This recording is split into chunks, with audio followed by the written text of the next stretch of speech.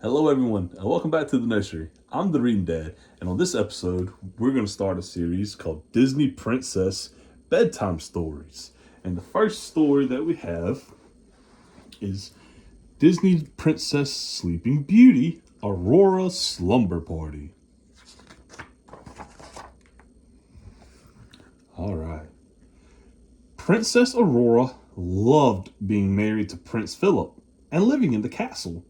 But she missed her fairy friends, Flora, Fauna, and Merryweather.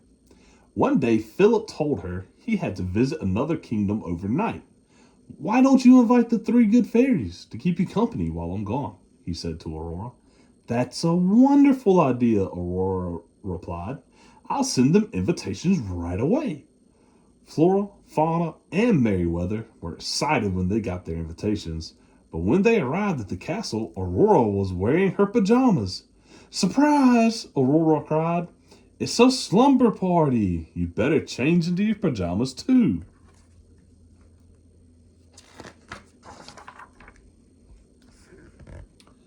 The fairies quickly changed into their pajamas and then used their magic to fill the room with music. In no time at all, everyone was dancing. The party was off to a great start. Aurora took each fairy by the hand and whirled her left and right. As she twirled, Fauna Aurora's nightgown suddenly turned a lovely shade of blue. "Oh no, that won't do at all," Flora said. She pointed her wand at Aurora and turned the nightgown pink. "Not so fast," cried Merryweather, turning it blue again.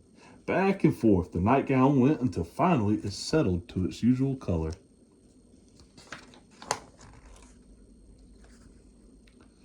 Suddenly, Flora picked up a pillow and swung it at Merryweather. Merryweather ducked and grabbed a pillow of her own. Fauna and Aurora stopped dancing and watched the fairies pillow fight. Then they looked at each other and grabbed their own pillows. Soon the room was covered in feathers and the friends were out of breath from laughing. "All the fighting has made me hungry. Maybe we should go downstairs and make a snack," Merryweather suggested.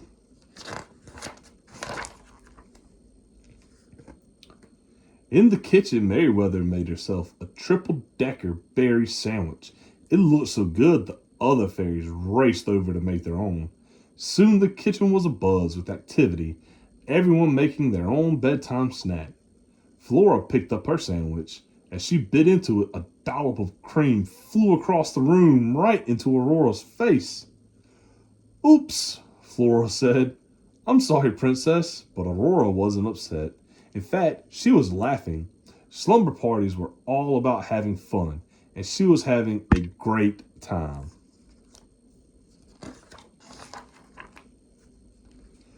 "Let's read a story," Aurora suggested when she and the fairies went back upstairs. She and her friends gathered around the bed and Flora read to them. Soon the fairies began to grow sleepy. Flora set the book aside and everyone went to sleep. Everyone, that is, except Flora. She was still too excited from the night. She tossed and turned, she flipped and flopped, and then she accidentally bonked Merryweather on the head. Merryweather woke up and rubbed her head. "Ouch!" she cried. "Why did you hit me?" "I didn't mean to," said Flora. "It's just that I can't fall asleep." "Well now, I can't sleep either," said Merryweather. All of their chatter woke up Fauna, who suggested they try counting sheep to fall asleep. Flora and Merryweather agreed that Fauna's suggestion was worth trying. They lay down again and began to count.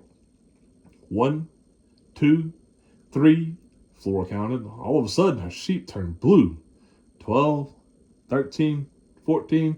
Merryweather counted her blue sheep, but just when she had almost fallen asleep, Merryweather's sheep changed from blue to pink. "Blue!" she cried and changed it back. "Pink!" Flora said, and the sheep changed color again. Soon the two fairies were sitting up having another argument, but this time they woke Fauna and Aurora. Aurora asked what was wrong, and the fairies told her about the pink and the blue sheep. "Maybe there's a better way to fall asleep," Aurora said. She sat up and began to sing a lullaby to the fairies. As her sweet voice carried across the room, the good fairies closed their eyes. Soon they were all fast asleep, even Flora.